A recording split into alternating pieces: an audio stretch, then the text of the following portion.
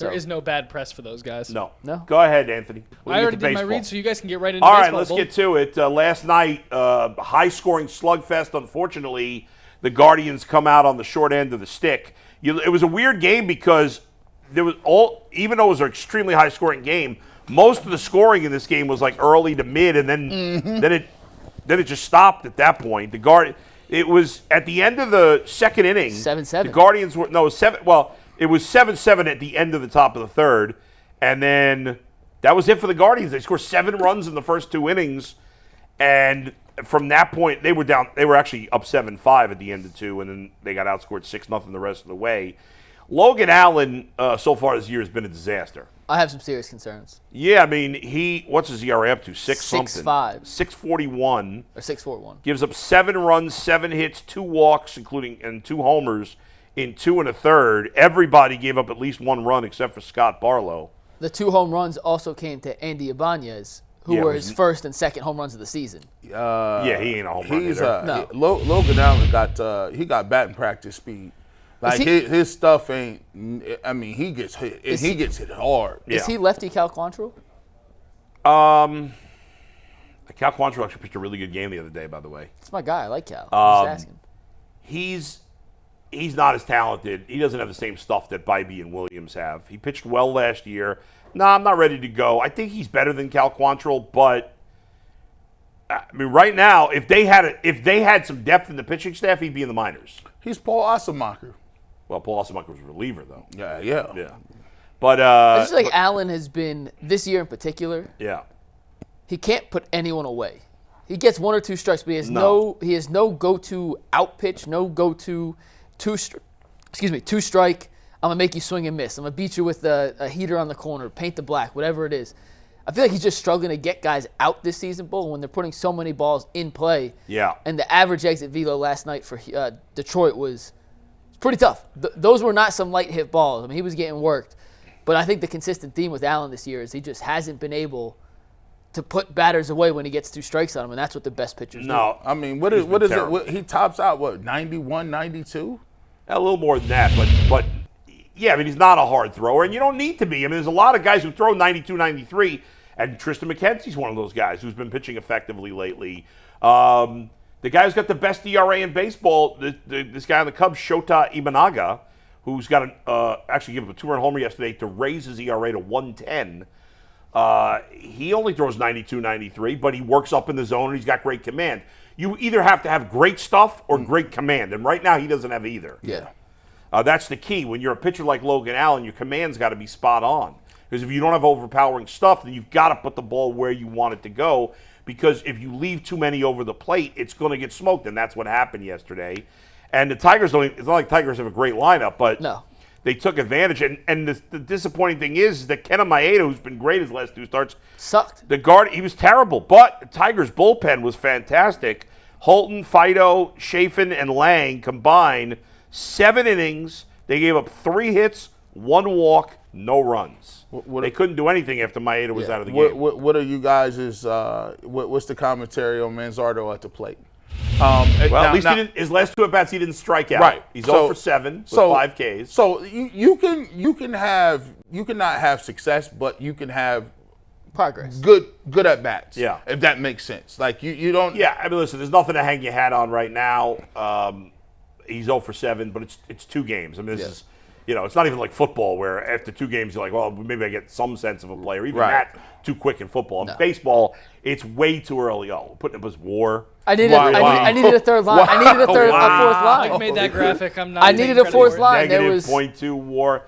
Yeah, it's been a struggle so far, as it is for a lot of players. They've got to give him. Listen, he's got until Steven Kwan comes back. But the bottom line, he's got nothing left to prove in the minors. He's a top prospect. The skills are there. The talent's there. There's no reason he shouldn't eventually have success. It doesn't come for everybody right away, though. I was going to say more often than not, and I don't have the numbers to back this up. I'm just going off feel. I feel like more often than not, these top prospects get called up, and it's either they're red hot out the gate, or they struggle, and then it's the adjustment period. Yeah, and then it comes down to there's plenty that are in the middle. It just doesn't get as and that's what I'm saying. I'm just going off the memory test. But there was a guy a few years back, Shelton, on the Yankees or the Tigers.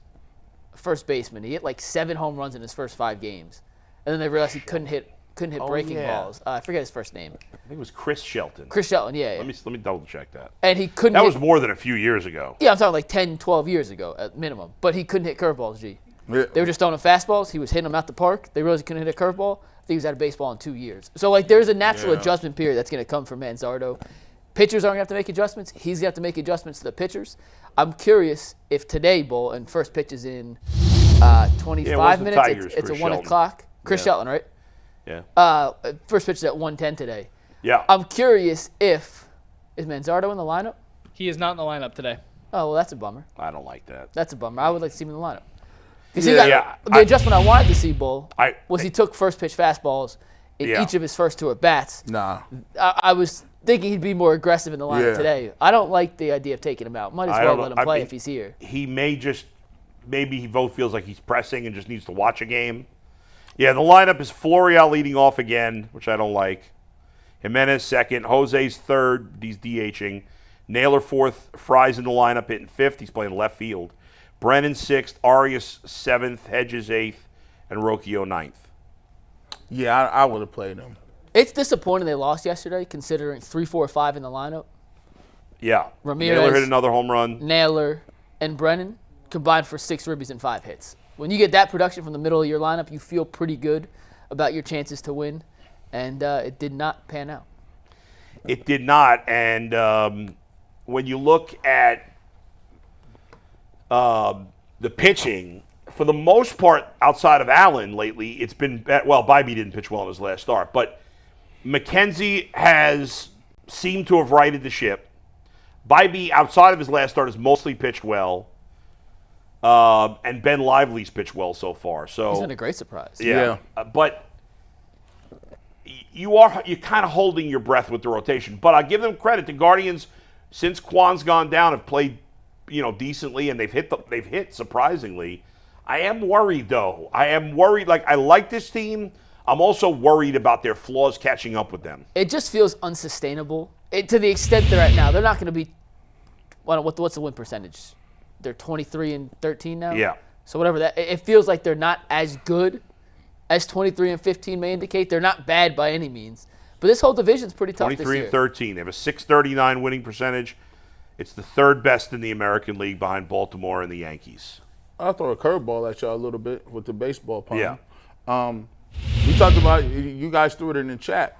Yeah. I guess the Guardians want the city to split a bill on something. Yes. Yeah, that's an issue. They want the Guardians apparently want $1 million to build a new Team shop. That, first of all, listen. When I don't Team shop's already under construction, by the way. What's that? The team shop is under construction already. Yeah. Like, they've started the project. So here's the thing: the city or the state giving any money to teams, I'm against. But I understand how the world works. When it comes to a new stadium, it just ends up coming some from government or from the people. It shouldn't be, but it is. But for the city or the state to give any money for their team shop, that's crazy. That's insane. No. That doesn't benefit the people at all. So I need you to give me $1 million so that I can use that to sell people gear. Yeah. What? How about we give you if we give you $1 million, will you buy some more players?